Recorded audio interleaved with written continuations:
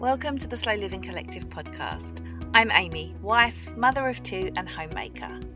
Come along with me as I share my love for simple living, growing in my allotment garden, diving into what it means to be an urban homesteader, and embracing life as a mother and homemaker. Hey guys, welcome back to the Slow Living Collective podcast. Now, when I asked you guys whether you like to hear from me from time to time about some business related stuff or social media related stuff, basically stuff that I used to do for a career and don't anymore, a lot of you guys responded to the little question box saying yes, we want to hear more. And so I thought I would do this little bonus episodes today for you about Pinterest.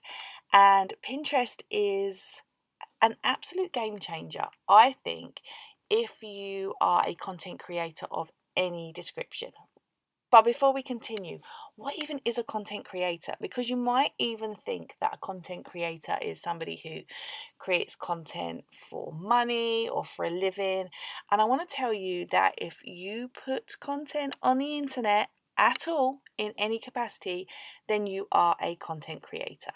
And so I think Pinterest can be absolutely valuable for you, whether you are a business owner, whether you are maybe an influencer, or maybe you're just you sharing your thing and sharing valuable content on your own Instagram account. Whatever it is and whatever it looks like for you, I truly believe that Pinterest can really, really help you. Now, I am not a Pinterest expert. I have just tried a bunch of things over the years, and I have a fairly successful Pinterest account. And I think the main thing that I want to get through in this episode is that Pinterest is a place that you absolutely need to be. And it's kind of like I will always talk about, you absolutely need a mailing list.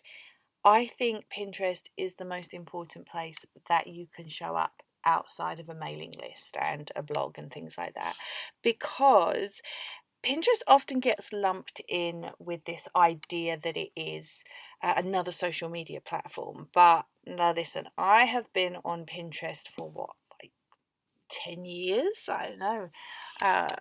It's been a really, really long time.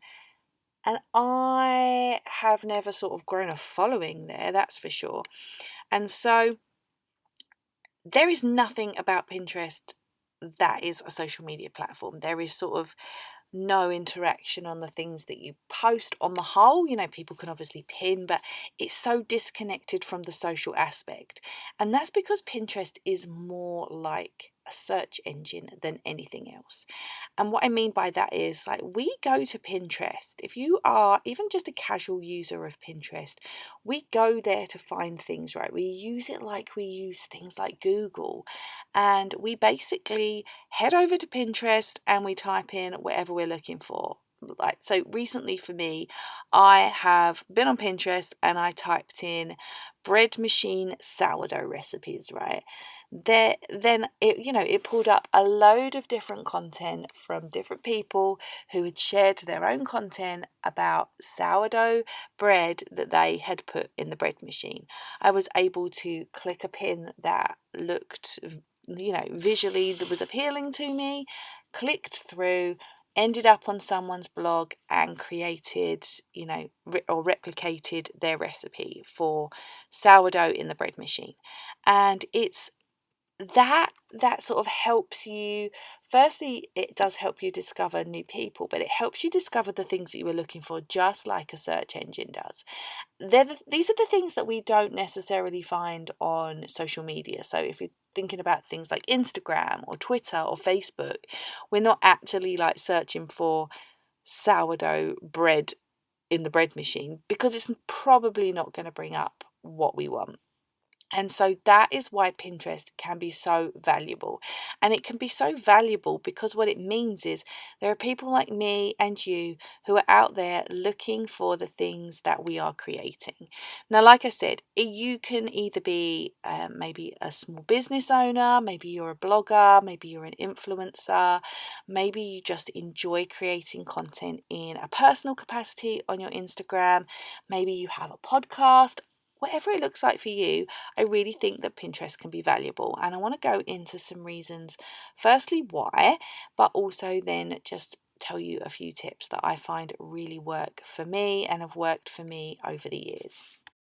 Now, Pinterest has kind of always been there. It's the platform that we go to when we're looking for maybe a new recipe, like I said, or we're looking to do some DIY. I know I have boards of like how I'm going to do the kids' bedroom and how I want to redo my living room. It's there when we're looking at for creative things that maybe we want to do with the kids. I've certainly looked up messy play ideas on there, and I look up home education stuff. But it is also such an incredible marketing tool, and I believe, and I'm probably going to say this 1,000 times throughout this episode, that you absolutely cannot afford to not be on the platform if you have a business or a brand or you're just you. Now, like I said, Pinterest is more like a search engine, and if you go forward with this notion and you keep that in mind, I think it's going to really help you be able to keep in mind the goal of Pinterest, and it's going to help you show up and serve your audience, because the people on Pinterest, they aren't just interested in what you had for dinner, but they're interested in every single step in how they can make it too. And it's just not the way we share on other platforms. And so when you look at it this way, it's going to be easier for you to show up and share the correct content on Pinterest, which is going to help you serve your audience and beyond. So over the last couple of years, I think I did this little experiment I'm about to tell you about I think it was 2020. I'm pretty certain it was during like a lockdown or something. And what I did was I decided I was going to find out more about Pinterest, and I was going to commit to Pinterest a bit more. And what I decided was I was going to grow my audience using some tips and see how I got on with it. And what I ended up doing was able to grow my audience to over 100,000 in just 30 days. Now, that sounds insane, and I want to tell you that I didn't do anything special. I didn't have like a bunch of people who were like following me in that time, because like I said, Pinterest is not social media. It is a search engine. So you don't have to follow people. I follow so little people on Pinterest, and I couldn't even tell you who they are, right? I couldn't tell you if their content shows up in my smart feed or not, which is like the feed when you open and it suggests things for you. I just couldn't tell you. I couldn't tell you who follows me or who I follow, because that's just not what Pinterest is about. So I decided, like I said, to do this experiment with Pinterest to see how far I could grow my audience by just implementing a few very easy, very simple tips. And I was able to grow my audience to 100,000 in 30 days. And beyond that, I was actually able to take it to 200,000 in 60 days. So I just want to just share with you how incredible Pinterest can be in getting your content in front of fresh eyes. And that's exactly what that means. When I say my audience was 100,000, it means in 30 days 100,000 people were viewing my content. That could be pins showing up in the smart feed. I doubt it was people coming to my account and looking at my stuff, because Pinterest doesn't work like that. So it's either my content showing up in their smart feed, or it is my content showing up when they're particularly looking for something. So if they typed into Pinterest 100 foods before one list, one of my most popular pins, if they typed in 100 foods before one list, it's highly likely that my pin is going to pop up, and then they would click on it. What would then happen is, if they were interested, because I think the pin says something like 100 foods before one list plus, or what is 100 foods before one plus downloadable list, right? And people then click through that pin, end up on my website, they land on the blog post that talks all about what is 100 foods before one, why did I do it with my daughter, and then they are able to pop in their email address into my little box, and download my 100 Foods Before One list. And I will explain what that's like, a freebie that I always put behind the wall of my mailing list, and I explain that as we go on as well, because it's a great way to use Pinterest too. So I was able to grow my audience to over 100,000 in 30 days. Now, the good thing about this and the bad thing about this is if you don't continue Pinterest strategy like this, like I'm about to share with you, your audience can ebb and it can flow, right? And you have to, for at least a short amount of time, I guess, just commit to doing this. But it's very simple, so don't worry about that. And yeah, so basically, just by doing a few simple tips, you are able to then just get your content, your hard worked content, in front of people's eyes. Pinterest, like other platforms, has an ever-changing algorithm, and in the last few years has really undergone some big changes.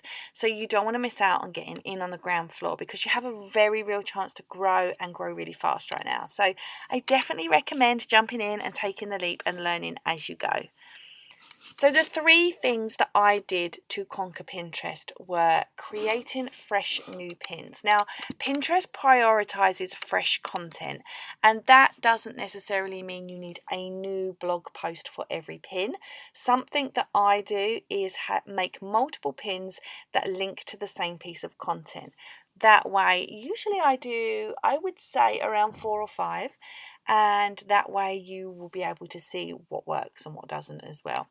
Then I also repin appropriate content that I'm interested in, and I pin content that is connected to me or my brand.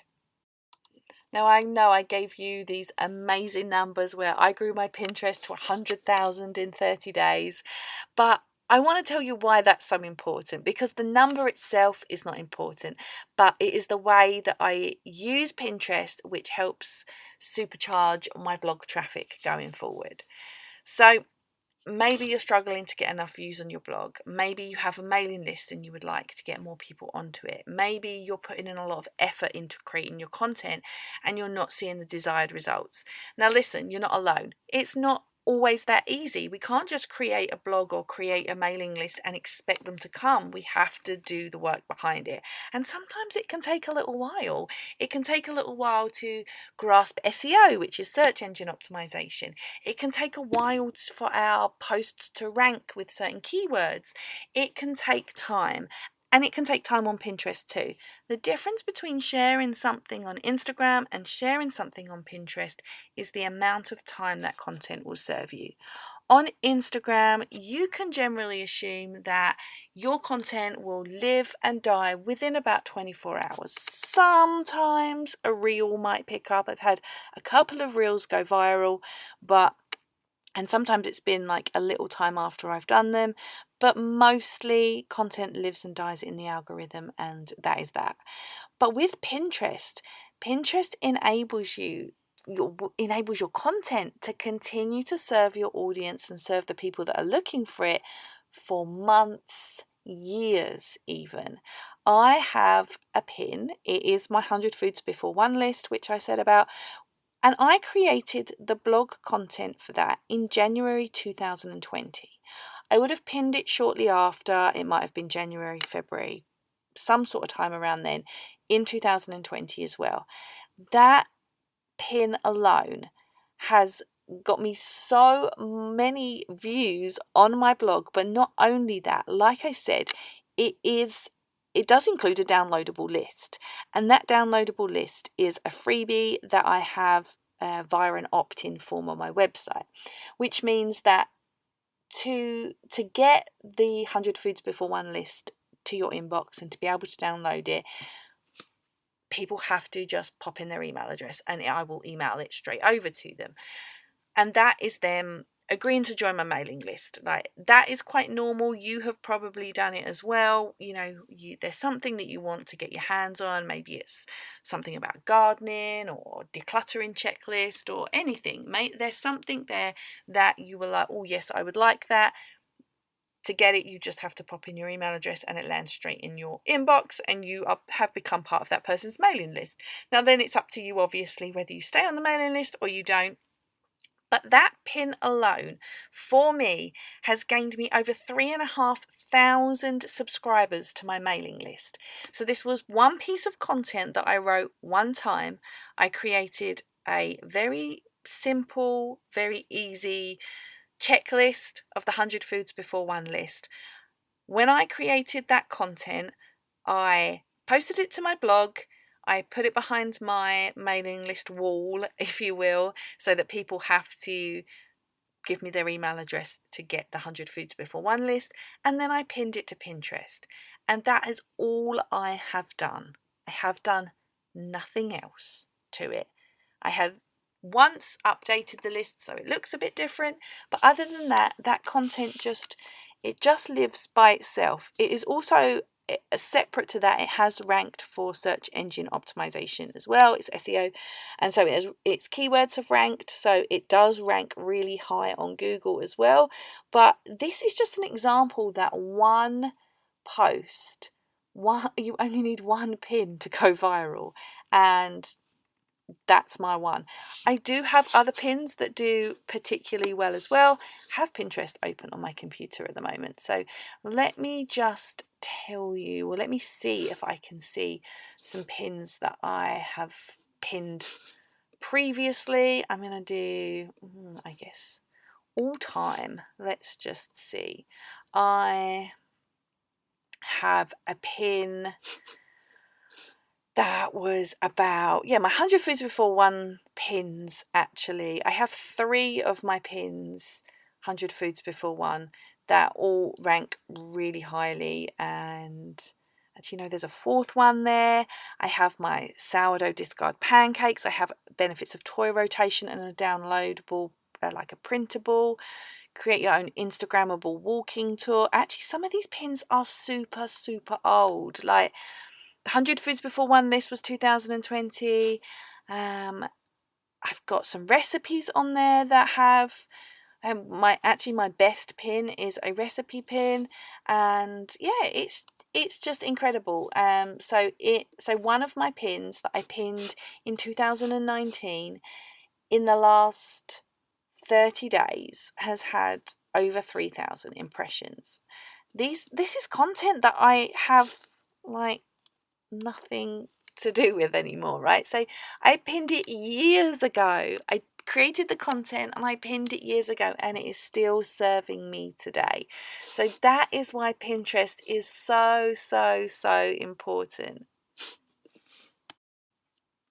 So I'm going to share my story on how I went from 0 to 100,000 monthly views in just 1 month. And I'm going to dive into my strategies, go step by step, and see if you can tweak your Pinterest game and see if you get similar results. Like I said, I'm not an expert, but these are some things that have really, really helped me out. So firstly, create a business account on Pinterest, because to be able to fully optimize your blog's potential on Pinterest, it is really crucial to create a business account. And part of that as well is going to be that you're going to have access to the analytics. I don't really dive too much into my analytics, but it does really help because it allows you to look at your audience's engagement. You can see like your percentages, how they're increasing. So for example, in the time period that I used as a test when I did this 100,000 in 30 days, I actually was able to, by implementing these little tweaks, I was able to get my impressions up to 117,000, which was up 3,934% on the previous month. I was able to reach an audience of 102,000, which was an increase of 4,163%, and my engagements were 3.6 thousand, which was an increase of 1,000%. So how insane is that? It's mad to me. It really is. So business account, it will give you access to those analytics, and you can just track your pins, your boards. You can promote your posts if you want, and you can pay for advertising. It's not something I do, but it's certainly an option. So why a business account instead of a personal one? Well, the obvious, like I just said, is being able to track your analytics, but also it gives you the ability to claim your website, which means your Pinterest account will be linked to your blog, or it might be linked to your Instagram page, or it could be linked to a mailing list. There is some coding you need to do, so it might, and it's very, very simple. So it's very easy to insert this little bit of code into your website. And this adds credibility and trust, and it makes it easier for your audience to find you and follow you. And your business account also enables you to use something called Rich Pins, which I love, and it provides additional information about your post, such as could be a product's price.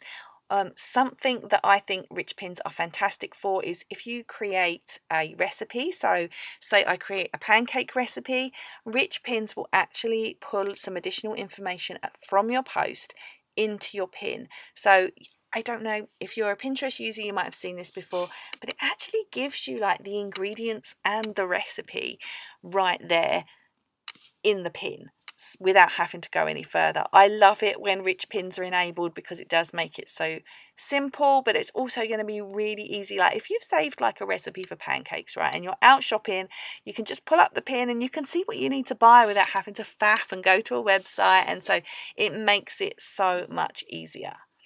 Now, creating a business account on Pinterest is free. All you have to do is sign up, fill out the information, and then you add the Pinterest tag to your website. Like I said, it's a very small piece of code which has to go in, I think it's the body of your website. In WordPress, it's very simple. I don't use other platforms, but WordPress is very simple. And then once you've set it up, you can start creating content that is going to appeal to your audience, catch their attention, and hopefully lead them onto your blog. Now, like I said, Pinterest is great because it enables you to get your content in front of more people, but the benefit of that as well is that you are going to get more people actually going through your pin, clicking through and ending up on your website, which is going to increase your blog traffic too. This is really important for things if you're part of ad programs or you're looking to apply for certain ad programs like Mediavine. Actually getting more people to your website and getting more of a following is absolutely crucial. So the next thing you're going to focus on is the visuals, and that's creating the pins that are going to attract your audience and make them want to engage in your content. So creating pinnable graphics is absolutely crucial because it's going to be the thing that drives traffic to your blog, people to your Instagram, people onto your mailing list. So your images need to be visually appealing, they need to be informative so they capture the attention of anybody looking. And there are so many different ways that you are able to create pins. If you if you have graphic design experience, by all means create your own. Somewhere that creates really great pinnable graphics is Canva. Whether you use the free version or the paid version, they have great pins regardless. And if you are actually looking to pay for some additional Pinterest help, Tailwind is incredible, and I'm going to talk about Tailwind a little bit later. But Tailwind actually has within their paid subscription, they have something called Tailwind Create, and it allows you to actually create the pins in Tailwind, create the description and everything for the pin, like literally helps you create the pin from start to finish and pin it or schedule it to a board. So more about Tailwind in a bit, but that is another option as well. You can certainly look around and see if there are other options. I would just type into Google like create Pinterest graphic and see what comes up. But Canva is definitely a good place to start. Now you're going to want to make sure your graphics have the consistent look and feel that aligns with your brand. So you might have a color palette, and the best thing really is to stick to that so graphics are instantly recognizable as yours. I mostly create my pins now through Tailwind, and so I have a selection of my favorites, and I will only really use them that have a color scheme, etc., etc. So most of my stuff will look the same. But on top of that, make sure your fonts are easy to read, and your colours aren't going to clash. Remember that not everybody can read certain colours on colours as well, so you might want to look into that as well, so it's accessible for everyone. So The optimal size for Pinterest images is around 1000 by 1500 pixels, and this will ensure that your graphics are displayed well on the Pinterest platform. Something you can do is actually pin your Instagram grid photos onto Pinterest, and whatever size they are still work. Sometimes I have square ones, sometimes they're a bit wider, longer. It still mostly works. That's not my main goal on Pinterest, pinning my Instagram, but I just do it every now and again, catch up with it. It's better that it's on there than not. But you want to focus on creating these pinnable graphics that are visually appealing, informative, consistent with your brand, and hopefully this will increase chances of attracting more people, firstly to your profile, people more likely to pin the content that they're seeing, but ultimately attracting more traffic to your blog or your mailing list, or maybe Instagram as well. So if you've never used Pinterest before, I probably should have put this at the beginning, but Pinterest is basically just a big pin board, right? We're pinning content that we love. And so I have created in my own Pinterest, I have mostly boards that are related to me. So I'm actually going to just pull up my Pinterest so that you're, I know you can't see it obviously, but so that you're able to, I'm going to read out what I've got and you're able to see how I make sure that my Pinterest strategy aligns with everything I do online. So I have my name, which is Amy, and then I actually have after that homemaker, urban homesteader and podcaster. They're the things I wish to be known for on Pinterest. I have then my bio, which says finding joy in creating our urban homestead, homemaking, embracing simplicity, holistic well-being, growing our own food in our balcony garden and on our allotment. Join my simple living community, and then I have a link to the Slow Living Collective. And so yeah, that is my little bio, and then after that I have, let me just pull up my boards. I have boards that are related to me. So firstly, things that I'm interested in, but also that represents me as a brand. Like it's basically a balance. The things that represent me as a brand anyway is who I am. But that might not be the case for everybody. So I am able to, I would say the work that I do, podcasting, content creation, blogging, everything, it is just a personal brand. So it has me at the forefront of it. So the boards I have are holistic well-being. I have a board on the Slow Living Collective podcasts. I have balcony gardening, craft projects, sourdough, yoga, mindfulness and meditation, urban homesteading, slow and simple living, homemaking, natural living, seasonal living, allotment gardening, small home living. Then I have a board specifically for Slow Living Collective blog posts, entrepreneurship, home education, seasonal food, and then frugal and debt-free living. And those things I would say very much encompass who I am. And so the pins I create go into those boards, but then pins that other people have created that I enjoy and want to save also go into those boards as well. Now you can also join group boards, so you would join a board that has multiple contributors to it, and then you are able to collaborate. You can post your own pins in there and then pin pins from there from other people, and it just helps your pins get out, expand your reach and drive more traffic to your blog. So how do you get your pins out there? Well, firstly, actually just pinning them is the best thing to do. I don't actually share my pins beyond Pinterest, right? I just don't do it because I don't really feel like it makes any difference.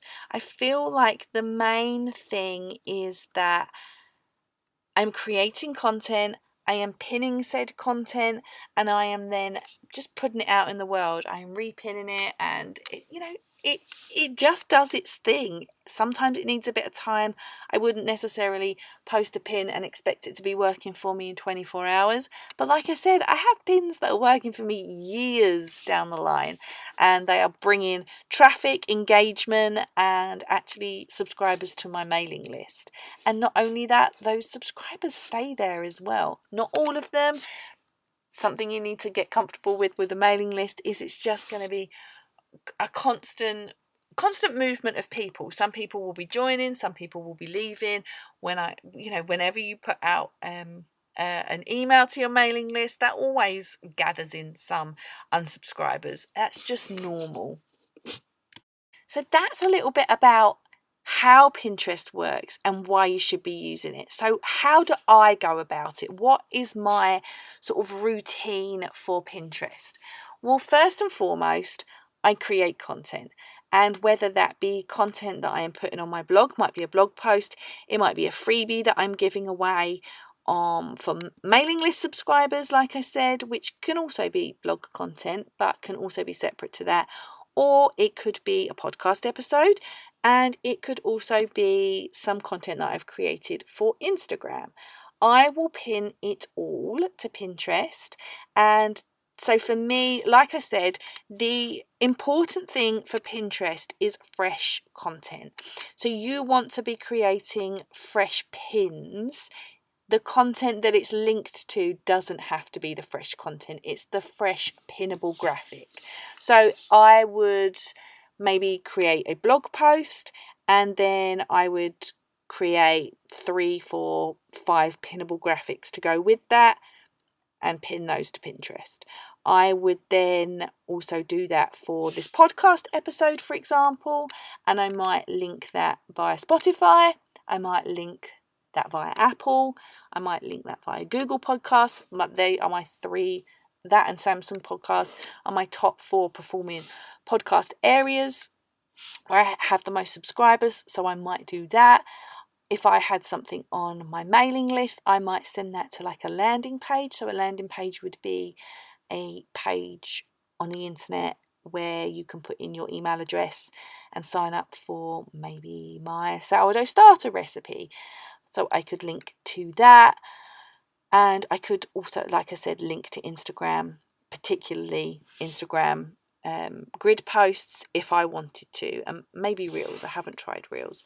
So the most important thing is that I'm creating fresh new content, and then I will pin that to Instagram. I will pin maybe 3 or 4 pins in a day, but I do use Tailwind. So I'm going to explain that in just a minute, what that is and how you can get it if it's something that you're interested in. But pinning 1 pin a day is enough. 2 pins a day is great as well. I generally do 3 to 4 pins a day, but no more than that, really. And then I'm just sort of like repinning, not particularly my stuff, but I am repinning other people's content as well amongst that. Not every day. I certainly am not thinking of doing that every day. A couple of times a week, probably. And like you can probably tell, it doesn't have much of a structure for me. So I am pinning a couple of pins every day, and then I am pinning and repinning throughout the week as well. And that's really it. That is the long and short of my strategy. Now, I spent many years doing that manually, and then I decided to invest in Tailwind. Now, Tailwind is a Pinterest auto scheduler. It is approved by Pinterest, so you're not going to be, stamped down in the algorithm for using it. It is approved by Pinterest, and what that does is you can actually load your pins. You can create them via Tailwind, but you don't have to. If you have created them outside of Tailwind, you can load them into Tailwind. And basically through Tailwind, you would create your pin title, you would create your pin description, and then you would schedule it. So you would set a schedule, and that would be like 1 pin a day, 2 pins a day, 4 pins a day. It gives you like a sort of rough guideline on what you should do anyway, so you can follow along with that. And then it basically will pin it for you.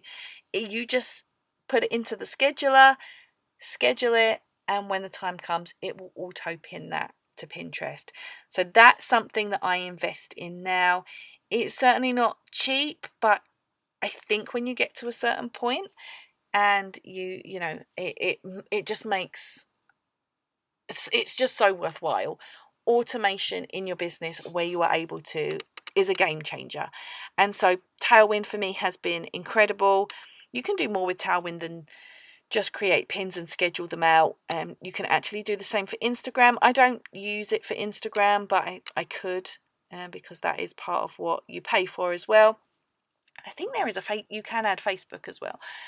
So yeah, Tailwind is amazing. I definitely recommend it. Something they have recently released on Tailwind is like an AI section, and so it will actually create perfect SEO rich pin descriptions for you. So that's all part of the package that you purchase when you purchase Tailwind, and so it just makes life a real lot easier.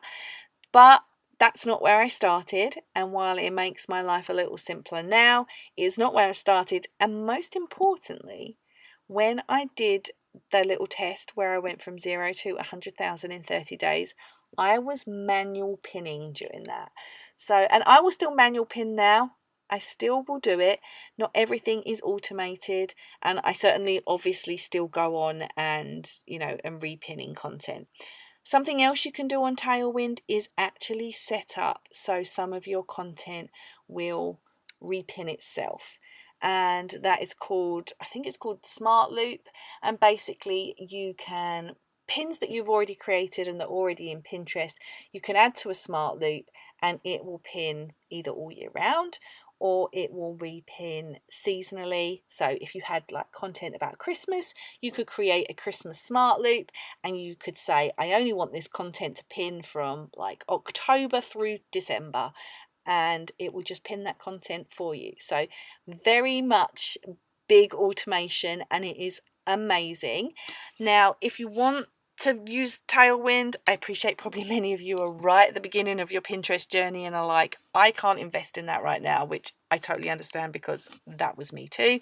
But when you're like flying high on Pinterest and you've got this incredible strategy just nailed down, head back to this podcast episode, find the little link and go sign up for Tailwind, because it will give you, I think it's $15 off. I will get $15 as well. It is an affiliate link, so just to declare that. But Tailwind is amazing. I'm not doing it for the money. I love Tailwind. It is incredible. It's an incredible way to run a really successful Pinterest strategy. However, you don't need Tailwind to run a successful Pinterest strategy. So I hope all that was helpful. I know it can be like so overwhelming when it seems like a new platform or you've just been using it as a casual user, but I promise you, once you get the hang of it, keep an eye on your analytics, because I promise you will start seeing them increase. Now, I love to talk about Pinterest. I could talk about Pinterest all day long, but I won't keep you any longer. If you have any questions about Pinterest, drop me a message on Instagram. You can follow me there at LifeOnPlot44. I am happy to answer any questions about Pinterest. Like I said, I'm not a Pinterest expert. These are just some things that I have learned, have picked up and have tried myself that are really, really helpful. Now, I have a quick Pinterest guide on my website as well. I will leave the link for that in the notes. You can head over there, download the free quick Pinterest guide and have a read through on some of the things I've discussed in this episode as well. It's all free. And yeah, I think that's probably it. I've probably overwhelmed you enough, but thank you so much for listening. I hope you will give Pinterest a try for your brand, for your business, whatever that looks like for you, right? Give it a try, and I promise you will start to see an increase in your blog traffic, people signing up to your mailing list. It might take a little while. It really might. But just remember, when you're posting content on Instagram, it is living and dying within 24 hours. When you post content on Pinterest, while it might take a little while to get going, that content will serve you for years and years to come. So I hope that was helpful. Like I said, any questions, come and find me over on Instagram at lifeonplot44. And come on, it would be totally remiss of me not to get you to follow me on Pinterest. It's not social media, but come over and follow me. I will follow you back, I promise. You can find me there at The Slow Living Collective, and I will put all of this information in the notes below so you can follow me there. And I can't wait to see you on Pinterest, and I can't wait to hear how this strategy is working for you.